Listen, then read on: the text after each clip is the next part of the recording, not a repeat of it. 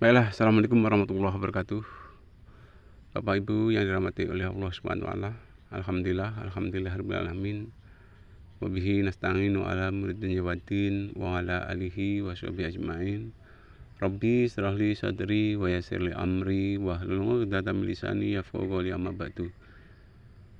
Bapak Ibu hadirin yang dirahmati oleh Allah Subhanahu wa taala.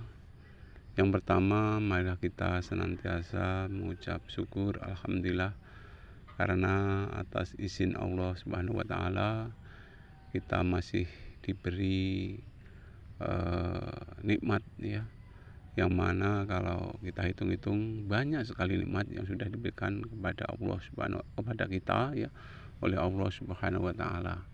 Tentunya kita harus pandai-pandai mensyukuri semua nikmat yang sudah diberikan Allah kepada kita.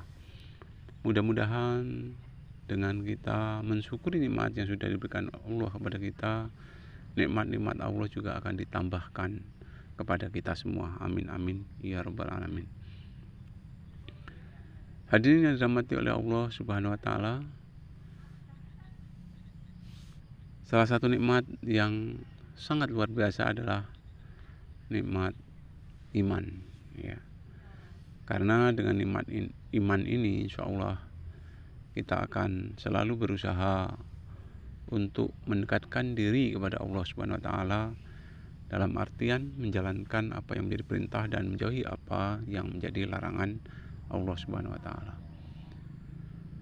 Tak lupa sholawat dan salam semoga tetap tercurah kepada junjungan Nabi besar kita Muhammad SAW, yang insya Allah senantiasa kita nantikan syafaatnya di yaumil qiyamah nanti. Amin amin amin ya rabbal alamin. Pemirsa yang dirahmati oleh Allah Subhanahu wa taala, keterkaitan dengan umur, bahwasanya sebaik-baik manusia dikatakan orang yang diberi umur panjang dan digunakan untuk ibadah. Nah, itulah, mari kita pahami bahwa orang yang diberi umur panjang oleh Allah Subhanahu wa taala dan dipergunakan untuk ibadah adalah orang yang baik. Tentunya lawan daripada kebaikan tersebut adalah kejelekan. Ada orang baik, tentunya juga ada orang yang jelek. Sejelek-jelek manusia adalah orang yang diberi umur panjang ya, tetapi tidak digunakan untuk ibadah, justru digunakan untuk maksiat. Untuk itu marilah ya, seberapapun umur kita, marilah ya, kita manfaatkan umur kita itu dengan sebaik-baiknya, yakni dengan senantiasa mengkaji ilmu-ilmu ya, baik itu ilmu-ilmu dunia maupun ilmu-ilmu akhirat ya. Kita memperdalam ilmu agama dan kita berusaha untuk menjadi orang yang soleh, orang yang beriman, dan orang yang bertakwa di hadapan Allah Subhanahu wa taala. Pemirsa yang dirahmati oleh Allah Subhanahu wa taala, tentunya kita maklum ya, bahwasanya untuk menjadi orang yang paling takwa di hadapan Allah itu bukan hal yang gampang. Karena di alam dunia ini Allah juga memberikan berbagai cobaan, berbagai ujian, yang mana kalau kita mampu ya mengatasi berbagai ujian, berbagai cobaan tersebut, insya Allah iman dan takwa kita akan bisa stabil, atau dengan kata lain bisa meningkat. Bapak Ibu yang dirahmati oleh Allah Subhanahu wa taala, hidup ini memang perjuangan ya, perjuangan.